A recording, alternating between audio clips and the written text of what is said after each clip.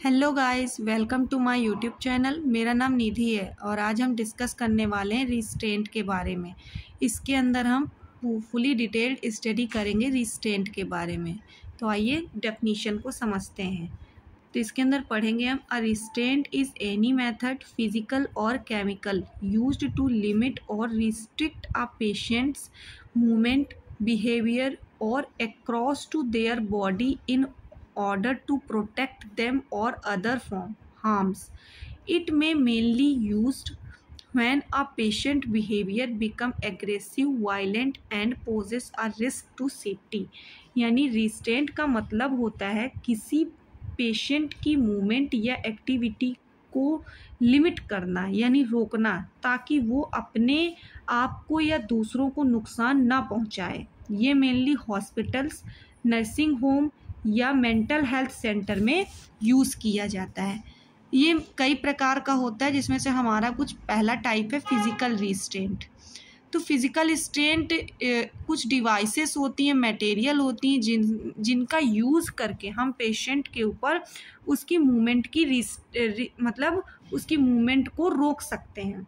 ठीक है, तो जैसे कि कुछ डिवाइसेस, जैसे कि आपका बेल्ट हो गया या फिर विस्ट हो गया या फिर एंकल स्ट्रैप्स हो गया या फिर साइड रेल्स हो गया या फिर मिट्रेंस हो गया, जिसका पर्पस होता है पेशेंट को गिरने से बचाना, प्रोटेक्ट करना पेशेंट को कि वो खुद को या सेल्फ इंजरी ना कर पाए, पेशेंट को इंटरफेरेंस विद मेडिकल ट्रीटमेंट, मतलब पेशेंट को बचाना कि वो जो मेडिकल ट्रीटमेंट हो रहा है उसमें वो इंटरफेयर ना कर पाए।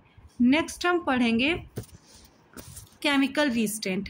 केमिकल रिस्ट्रेंट में हम कुछ ऐसी मेडिसिन्स का यूज़ करते हैं जिससे कि हम पेशेंट के बिहेवियर और उसके मूवमेंट को कंट्रोल कर सकें, जिसके अंदर हमारे आ जाते हैं सेडेटिव्स और ट्रांसक्यूलाइजर्स या एंटीसाइकोटिक ड्रग्स। इसका मेन पर्पस होता है जो पेशेंट का वायलेंट और एग्रेसिव बिहेवियर है उसको हम कंट्रोल कर सकें। नेक्स्ट आ जाता है हमारा इन्वायरमेंटल या मैकेनिकल रिस्ट्रेंट। देखो, इसमें हम क्या पढ़ते हैं कि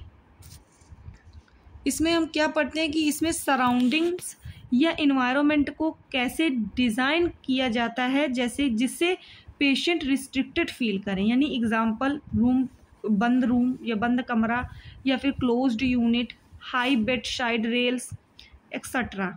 क्लियर है? इसके कुछ मेन पर्पस होते हैं। पर्पस क्या होते हैं रिस्ट्रेंट के? जैसे कि पेशेंट को खुद से चोट पहुंचाने से बचाना, पेशेंट को दूसरों को हार्म करने से रोकना या ट्रीटमेंट के दौरान सेफ्टी मेंटेन करना, जैसे आईवी लाइंस या ट्यूब को ना खींचना, या कंफ्यूज्ड, एग्रेसिव या वायलेंट पेशेंट को कंट्रोल करना ड्यूरिंग प्रोसीजर, जैसे सर्जरी या ड्रेसिंग में पेशेंट की मूवमेंट को रोकना, पेशेंट को गिरने से बचाना। देखो, पेशेंट को गिरने से जो मैंने पॉइंट्स बताए, यही सेम पॉइंट्स आपके इधर पे लिखे हुए हैं। क्लियर है? नेक्स्ट हम पढ़ेंगे principles and guidelines for using restraints. क्या क्या गाइडलाइंस बनाई गई हैं हमारी रिस्ट्रेंट को यूज़ करने की, जैसे कि यूज़ ओनली व्हेन नेसेसरी।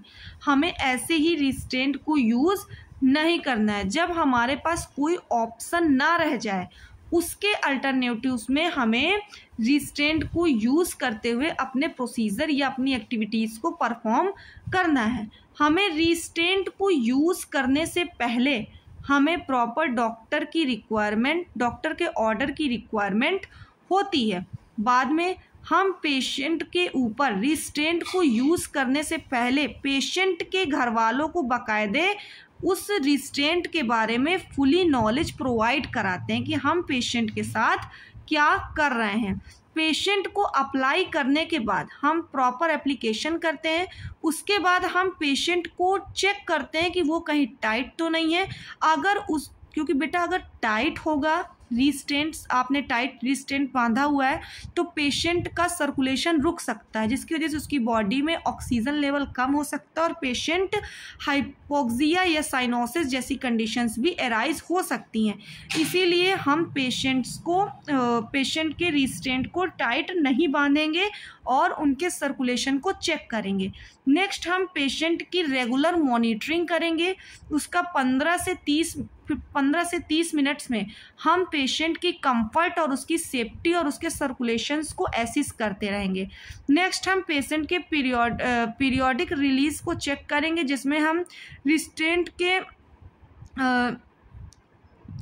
यानी हर 2 घंटे में रिस्ट्रेंट को थोड़े टाइम के लिए निकाल कर मूवमेंट अलाउ करेंगे। क्लियर है। नेक्स्ट हम देखेंगे डॉक्यूमेंटेशन क्या करेंगे। डॉक्यूमेंटेशन में हम पेशेंट के जो रिकॉर्ड्स हैं, जो डॉक्यूमेंट्स हैं, उनको हम प्रॉपरली डॉक्यूमेंटेड करेंगे। उनके रिकॉर्ड में जो भी हमने जैसा भी रिस्ट्रेंट यूज़ किया है उसके ऊपर वो सारी चीज़ें हम उसमें लिखेंगे, और कैसा, कितनी देर के लिए, क्या रीज़न था। जैसे हमने कोई रिस्ट्रेंट यूज़ किया, वो हमने क्यों किया, क्या रीज़न था, किस तरीके का हमने रिस्ट्रेंट यूज़ किया, और ड्यूरेशन में कितने देर तक हमने उस रिस्ट्रेंट को पेशेंट के ऊपर अप्लाई किया, और उसके बदले में पेशेंट ने क्या रिस्पॉन्स दिया है। ये सारी चीज़ें हम उस नर्सिंग रिकॉर्ड में डॉक्यूमेंटेड करते हैं। देखो बेटा, क्लियर है। नेक्स्ट हम पढ़ेंगे complication of restraint. Complications of restraint में हम सबसे पहले स्किन इंजरी चेक करते हैं। फिजिकल इंजरीज तो नहीं हुई है पेशेंट को, जैसे कि ब्लूइश तो नहीं है, या फिर स्किन एब्रेशंस तो नहीं है। स्किन एब्रेशंस यानी स्किन का कट जाना, या रिड्यूस ब्लड सर्कुलेशन तो रिड्यूस नहीं हुआ है। पेशेंट की इमोबिलिटीज इशू तो नहीं है, कहीं मसल्स वीकनेस तो नहीं हो रही, स्टिफनेस तो नहीं हो रही, या कॉन्ट्रैक्ट स्ट्रक्चर तो नहीं क्रिएट हो रहा है। नेक्स्ट हम पढ़ेंगे ब्रीथिंग डिफ़िकल्टीज तो नहीं। अगर हमने टाइटली उसके चेस्ट या नेक एरिया में हमने टाइटली रिस्ट्रेंट को बांधा है तो पेशेंट को ब्रीथिंग डिफ़िकल्टीज हो सकती हैं। उनको साइकोलॉजिकली इफेक्ट भी देखने के लिए मिल सकता है, जैसे फियर मतलब डर, एंजाइटी, घबराहट होगी, या एंगर, या फिर डिप्रेशन जैसी कंडीशंस भी एराइज हो सकती हैं। हम रिड्यूस पेशेंट का ट्रस्ट तो है या नहीं है अपने हेल्थ केयर स्टाफ के ऊपर या नहीं है, ये सारी चीज़ों को हम चेकअप करेंगे। और अगर हमें इनमें से कोई भी सिम्टम्स देखने के लिए मिलते हैं तो हम पेशेंट को उसके लिए हम ट्रीट करेंगे। नेक्स्ट हमारी नर्सिंग रिस्पॉन्सिबिलिटीज़ क्या होती हैं अकॉर्डिंग टू रिस्ट्रेंट। नर्सेस की क्या क्या रिस्पॉन्सिबिलिटी होती हैं जब कोई पेशेंट रिस्ट्रेंट लगाए हुए होता है। नर्स को पहले ये असेस करना होता है कि क्या रिस्ट्रेंट लगाना ज़रूरी है या नहीं। देखना होता है कि पेशेंट वायलेंट है, कंफ्यूज्ड है, या एजिटेटेड है, या सेल्फ हार्मिंग या नहीं है। सेल्फ हार्मिंग का मतलब होता है खुद को नुकसान पहुंचाने वाला। अल्टरनेटिव मेथड जैसे काउंसलिंग, सुपरविज़न ट्राई कर लेनी चाहिए रिस्ट्रेंट से पहले। क्लियर है। नेक्स्ट हमें डॉक्टर को रिटन ऑर्डर के बिना रिस्ट्रेंट यूज़ नहीं करनी चाहिए। ठीक है। इमरजेंसी में रिस्ट्रेंट लगाने के बाद तुरंत डॉक्टर को इन्फॉर्म करना चाहिए। नर्स को पेशेंट और उनके परिवार को शांत करके समझाना चाहिए कि रिस्ट्रेंट उनकी सेफ्टी के लिए है, पनिशमेंट के लिए नहीं है। क्लियर है। नेक्स्ट, पेशेंट की एज, साइज और कंडीशन के अकॉर्डिंग रिस्ट्रेंट सिलेक्ट करनी चाहिए और उसे पेशेंट को अप्लाई करनी चाहिए। पेशेंट को रिस्ट्रेंट अप्लाई करने के बाद हमें 15 से 30 मिनट के बाद फ्रीक्वेंट ऑब्जर्वेशन करनी चाहिए ताकि उनका स्किन कलर, सर्कुलेशन, उनकी बॉडी का मूवमेंट और ब्रीथिंग सही है या नहीं है। नेक्स्ट, हर 2 घंटे में रिस्ट्रेंट को निकाल कर पेशेंट को थोड़ा मूव करने देना चाहिए। इससे सर्कुलेशन और कंफर्ट मेंटेन रहता है। रिस्ट्रेंट के नीचे के स्किन एरिया ड्राई और क्लीन रखो। मसाज और पोजीशन चेंज करते रहो ताकि बेड सोर ना बने। पेशेंट को कंफर्टेबल पोजीशन में रखना चाहिए। डॉक्यूमेंटेशन, नर्सेस को हर स्टेप रिकॉर्ड करना चाहिए, जैसे रिस्ट्रेंट लगाने का क्या रीज़न है, टाइप ऑफ रिस्ट्रेंट, कैसा हमने रिस्ट्रेंट यूज़ किया, कितने टाइम के लिए उसे एप्लीकेशन किया है पेशेंट के ऊपर, या उसमें पेशेंट का क्या रिस्पॉन्स आया है, या फिर पेशेंट को रिस्ट्रेंट के दौरान फियर यानी डर, गुस्सा या हेल्पलेसनेस तो नहीं हो रही है। क्लियर है। ये सारी चीज़ें हमारी नर्सिंग रिस्पॉन्सिबिलिटीज़ होती हैं। हमारे बहुत सारे टाइप के रिस्ट्रेंट होते हैं, जैसे कि सबसे पहले होता है हमारा, हम पढ़ेंगे विस्ट रिस्ट्रेंट के बारे में। विस्ट रिस्ट्रेंट एक ऐसा फिजिकल रिस्ट्रेंट होता है जो पेशेंट के दोनों या एक हाथ की मूवमेंट को रिस्ट्रिक्ट करता है। ये रिस्ट्रेंट किसी सॉफ्ट बेल्ट, स्ट्रैप या क्लॉथ बैंड से बनती है जो पेशेंट के विस्ट के अराउंड लगाई जाती है। इसका मेन पर्पस होता है पेशेंट को आपको या मेडिकल इक्विपमेंट को नुकसान पहुंचाने से बचाना। इसके पर्पस क्या क्या होते हैं? पर्पस जैसे पेशेंट को आईवी लाइन या कैथेटर, फीडिंग ट्यूब या ड्रेसिंग खींचने से बचाना, कंफ्यूज्ड, रेस्टलेस या एग्रेसिव पेशेंट को कंट्रोल करना या सेफ्टी मेंटेन करना ड्यूरिंग ट्रीटमेंट और ऑब्जर्वेशन। प्रोसीजर के दौरान पेशेंट के हाथ स्टेबल रखना या सेल्फ हार्म को प्रिवेंट करना। क्लियर है? नेक्स्ट हम पढ़ेंगे एंकल रिस्ट्रेंट क्या होता है। एंकल रिस्ट्रेंट एक टाइप का फिजिकल रिस्ट्रेंट होता है जो पेशेंट के पैर या एंकल की मूवमेंट को रिस्ट्रिक्ट करता है। ये मेनली उन पेशेंट के लिए यूज़ होता है जो रेस्टलेस, वायलेंट, कंफ्यूज्ड होते हैं और बेड से उठकर गिर सकते हैं या अपने आप को चोट पहुंचा सकते हैं। इस एंकल रिस्ट्रेंट को यूज़ करने का मेन पर्पस होता है पेशेंट को बेड से गिरने के लिए बचाना। जैसे बेड, आप लोगों ने देखा होगा कि बेड के किनारे किनारे साइड रेल्स होती हैं जिनका यूज़ करके हम बेड से गिरने से बचाते हैं। पेशेंट को वायलेंट या एजिटेटेड पेशेंट को कंट्रोल करना, एक्सीडेंटल इंजरी से बचाना या बेड रेस्ट मेंटेन करने के लिए अगर पेशेंट रिपीडेडली उठता हो। सर्जरी के बाद मूवमेंट रिस्ट्रिक्ट करना या सेल्फ हार्म या अदर्स को हार्म करने से प्रिवेंट करना। क्लियर है? नेक्स्ट हम पढ़ेंगे मिड्स रिस्ट्रेंट क्या होता है। मिड्स रिस्ट्रेंट एक टाइप का फिजिकल रिस्ट्रेंट होता है जब पेशेंट के हाथ पर लगाया जाता है। ये सॉफ्ट पैडेड ग्लव्स जैसा होता है। इसका पर्पस होता है पेशेंट के हाथ से हार्मफुल एक्शन को रोकना, जैसे आईवी लाइन खींचना, ड्रेसिंग तोड़ना या अपने आप को चोट पहुंचाना। इसे हैंड रिस्ट्रेंट भी कहा जाता है। इसका मेन पर्पस क्या होता है इसे यूज़ करने का? पेशेंट को IV lines, catheters, feeding tube या ड्रेसिंग को खींचने से बचाना, कंफ्यूज्ड, रेस्टलेस या अनकॉन्शियस पेशेंट के लिए सेफ्टी मेंटेन करना, या फिर ड्यूरिंग प्रोसीजर पेशेंट के हाथ को कंट्रोल करना। ये सारे चीज़ें कुछ मेन पर्पस होते हैं पेशेंट के। क्लियर है? नेक्स्ट हम पढ़ेंगे एल्बो रिस्ट्रेंट क्या होता है। These are rigid splints placed around the elbow joint to prevent bending of the arm। यानी एल्बो रिस्ट्रेंट एक टाइप का फिजिकल रिस्ट्रेंट होता है जो पेशेंट के एल्बो जॉइंट या स्ट्रेट पोजीशन मेंटेन करने के लिए यूज़ होता है। इसे पेशेंट अपने हाथ मोड़ नहीं पाता। इससे मतलब पेशेंट जो होता है अपने हाथों को मोड़ नहीं पाता है, जिससे वो फेस, आईवी लाइंस या ड्रेसिंग या ट्यूब को खींच नहीं पाता है। क्लियर है? इसको कभी कभी आर्म्स रिस्ट्रिक्ट भी कहा जाता है। इसका यूज मोस्टली चिल्ड्रंस के अंदर किया जाता है या फिर मेंटली डिस्टर्ब पेशेंट्स के अंदर इसका यूज़ किया जाता है। किसके लिए? ताकि वो अपने फेस और हेड की सर्जरी को टच ना कर पाएँ। इसका एग्जाम्पल है जैसे यूज्ड आफ्टर क्लेफ्ट लिप, किस में यूज़ किया जाता है? क्लेफ्ट लिप में, या फिर cleft palate surgery in infants में। ठीक है? नेक्स्ट हम पढ़ेंगे जैकेट या विस्ट रिस्ट्रेंट।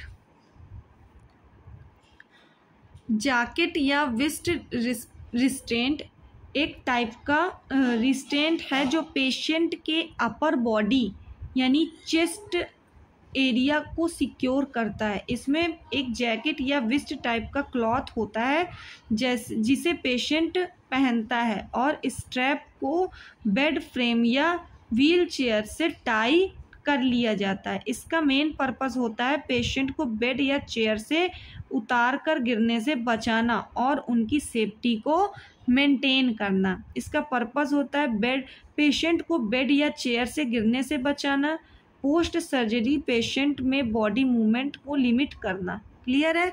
इसका यूज़ हम करते हैं, ये पेशेंट हमारे समझ में गिरने से हम इसमें बचाते हैं, जैसे कि मैंने बताया। क्लियर है? नेक्स्ट हम पढ़ेंगे बेल्ट रिस्ट्रेंट। बेल्ट रिस्ट्रेंट क्या होता है? बेल्ट रिस्ट्रेंट एक टाइप का रिस्ट्रेंट है जो पेशेंट की कमर या एब्डोमेन के अराउंड लगाई जाती है ताकि वो बेड या चेयर से उतरकर गिर ना जाए।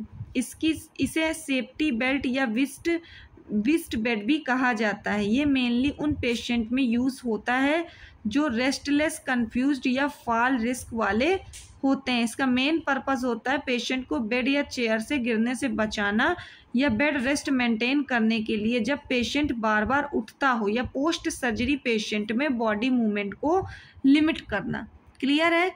नेक्स्ट हम पढ़ेंगे बॉडी और लिम्ब बोर्ड्स क्या होते हैं। बॉडी और लिम्ब बोर्ड्स एक टाइप का सपोर्टिव डिवाइस होता है जो पेशेंट के शरीर या लिम्स को इमोबिलाइज या सपोर्ट करने के लिए यूज़ किया जाता है। इमोबिलाइज का मतलब होता है उस जगह की मूवमेंट को रोकना। इसका मेन पर्पस होता है फ्रैक्चर सर्जरी या आईवी थेरेपी के टाइम पर मूवमेंट को रोकना और इलिगमेंट मेंटेन करना। क्लियर है? नेक्स्ट हम पढ़ेंगे साइड रेल्स क्या होती हैं। साइड रेल्स बेटा, साइड रेल्स क्या होती हैं? ये एक मेटल प्लास्टिक की बार अटैच हॉस्पिटल बेड्स में, आप लोगों ने देखा होगा हॉस्पिटल में जो बेड्स प्रेजेंट होते हैं उनके किनारे किनारे या फिर मेटल की या फिर प्लास्टिक की रेलिंग्स लगी रहती हैं, जिससे कि पेशेंट को, हम जो अनकॉन्शियस पेशेंट हैं या फिर जो ऐसे पेशेंट हैं जो मतलब गिर सकते हैं, जिनके गिरने के चांसेस ज़्यादा रहते हैं, उन पेशेंट्स के बेड के किनारे किनारे के हम साइड रेल्स को ओपन कर देते हैं जिससे कि पेशेंट्स को हम गिरने से बचा सकते हैं। क्लियर है? यही चीज़ इसमें दी गई है। नेक्स्ट हम पढ़ेंगे जेनरिक चेयर्स और ट्रेस क्या होती हैं।